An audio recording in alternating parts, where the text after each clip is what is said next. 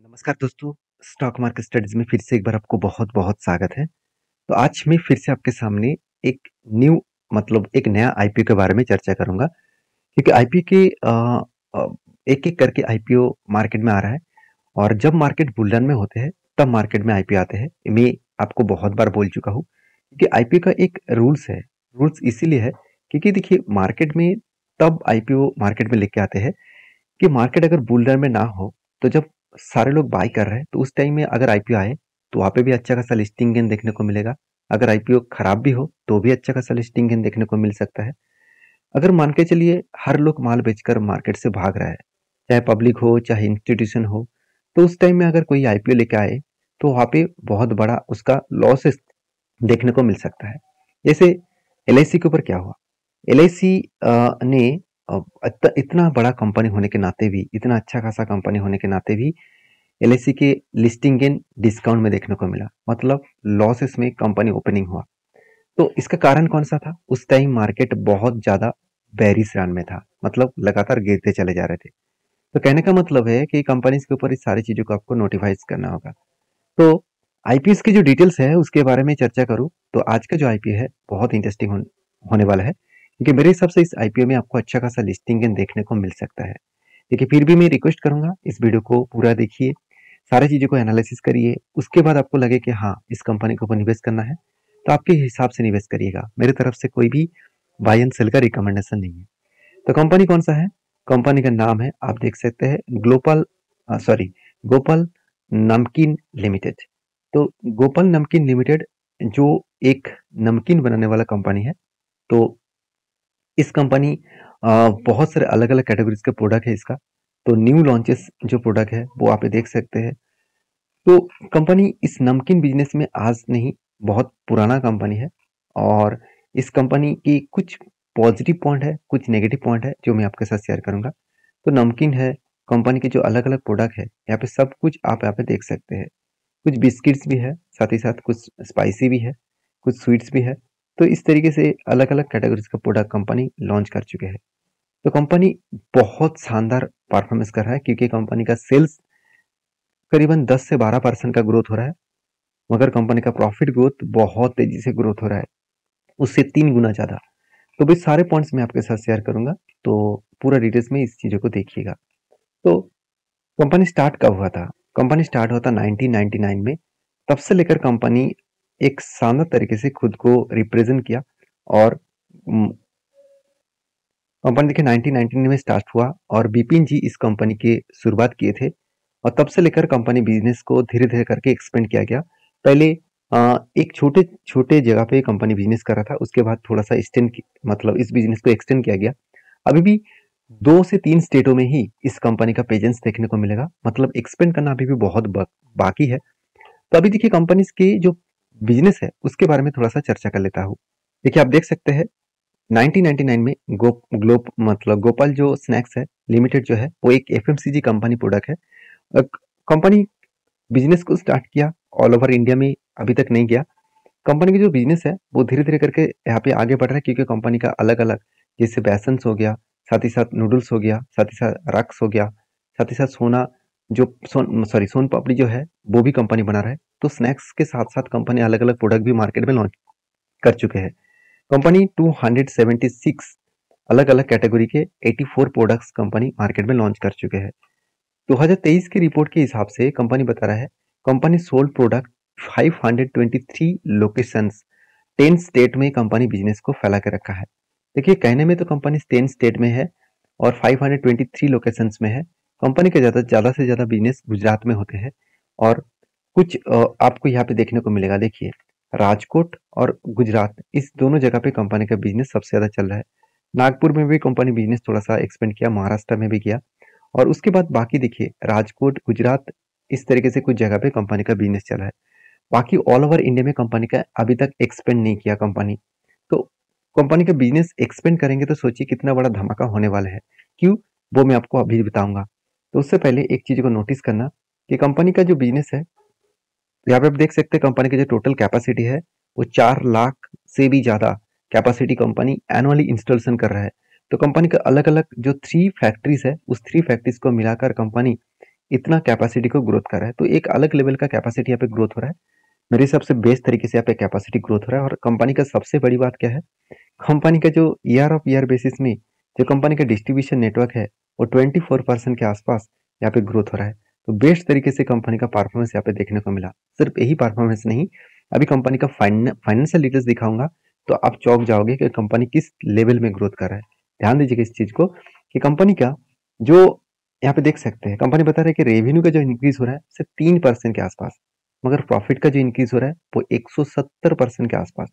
तो बहुत सारे लोगों का यहाँ पे कमेंट्स रहेगा कि सर 3% का सेल्स का ग्रोथ और प्रॉफिट इतना क्यों हो रहा है। क्योंकि देखिए कंपनी बता रहा है कि कंपनी के जो स्नैक्स का जो पैकेट्स है उस पैकेट्स में कंपनी पहले 30% प्रोडक्ट दे रहा था। तो कोविड के टाइम में उन्होंने देखा, सॉरी मतलब बाकी कंपनीज क्या कर रहे थे, 25% जो ग्राम्स का जो टोटल अमाउंट्स है वो यहाँ पे पैकेट्स के अंदर दिया जा रहा था। तो बाकी कंपनी 25% दे रहा था और कंपनी 30% दे रहा था, तो जिसके लिए कंपनी का प्रोडक्ट ज्यादा से ज्यादा बेचा गया। अभी कोविड के टाइम में प्रोडक्ट का डिमांड कम हो गया, तो कंपनी क्या किया, यहाँ पे जो 30% प्रोडक्ट जो दे रहा था, मान के चलिए 5 रुपये कोई पैकेट में 35% प्रोडक्ट दे रहा था, वो 5 रुपये में ही उसका प्रोडक्ट कम करके 35 से कोविड के बाद वो 25 कर दिया, क्योंकि बाकी सारे कंपनी 25% दे रहा था। और इसी के चलते कंपनी का क्या हुआ, 5 रुपया में ही उसका क्वांटिटी कम हो गया। मतलब आप सोचेंगे सर 5 ग्राम्स तो कम क्या है, इसमें होगा क्या, कंपनी पर डे कितना करोड़ का प्रोडक्ट बनाता है। आप एक बार जरूर इस कंपनी के ऊपर देखिएगा, आपको मैं यहाँ भी दिखा देता हूँ। देखिए कंपनी का एसेट किस तरीके से ग्रोथ हुआ। जो 341 करोड़ था वो बढ़ते बढ़ते आज 435 करोड़ के आसपास बन चुके हैं। रेवेन्यू देखिए, रेवेन्यू 1100 के आसपास था, अभी 1300 के आसपास देखने को मिला। मतलब रेवेन्यू में भी ग्रोथ हुआ। ऑब्वियसली कंपनी के टैक्सेस पे किया, पे करने के बाद कंपनी का नेट प्रॉफिट देखिए, कंपनी का नेट टैक्सेस पेमेंट करने के बाद कंपनी का नेट प्रॉफिट देखिए 21 करोड़ था, अभी कितना 112 करोड़। तो मैं पहले ही बोल चुका हूँ कि रेवेन्यू का जो ग्रोथ है वो 3% के आसपास हो रहा है और प्रॉफिट का जो ग्रोथ हो रहा है 170% के आसपास हो रहा है। और नेटवर्क देखिए 135 करोड़ से अभी 350 करोड़ के आसपास बन चुके हैं। जो सबसे इंपॉर्टेंट है कंपनी का वो है रिजर्व, 135 करोड़ से 270 करोड़ अभी करंट ईयर में 330 करोड़ के आसपास बन चुके हैं। मतलब रिजर्व और सरप्लस भी बढ़ चुके हैं। और टोटल जो बोरिंग्स है कंपनी का, तो बोरिंग्स बहुत ज्यादा था, अभी बोरिंग्स को एकदम ना के बराबर लेके आया। तो सारे पॉइंट्स कंपनी का बेस्ट तरीके से आपको देखने को मिलेगा।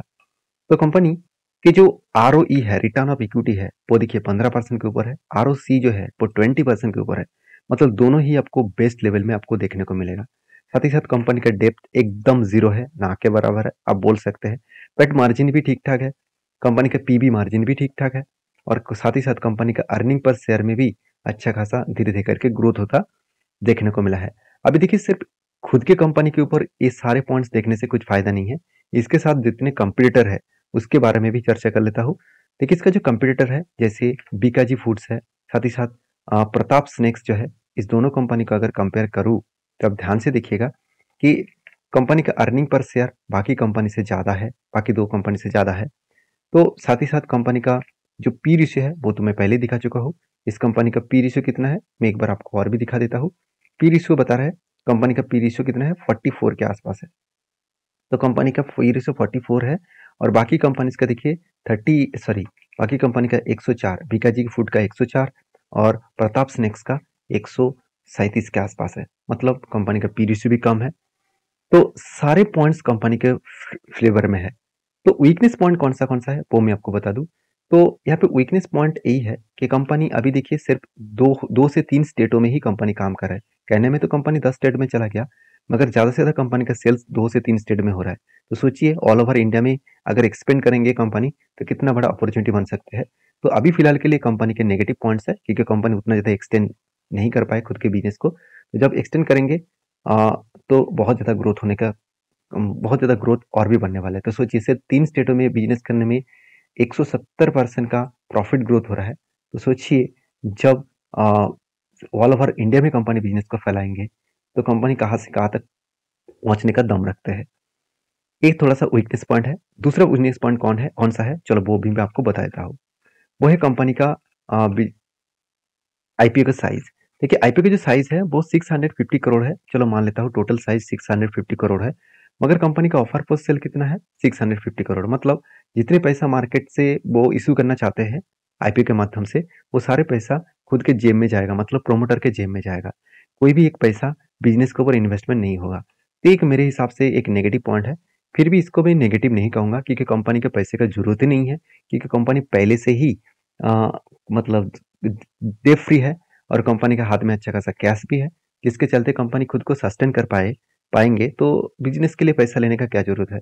तो बाकी ये एक नेगेटिव पॉइंट के हिसाब से माना जाता है, क्योंकि कुछ पैसा बिजनेस के ऊपर इन्वेस्टमेंट होना चाहिए था। कोई बात नहीं।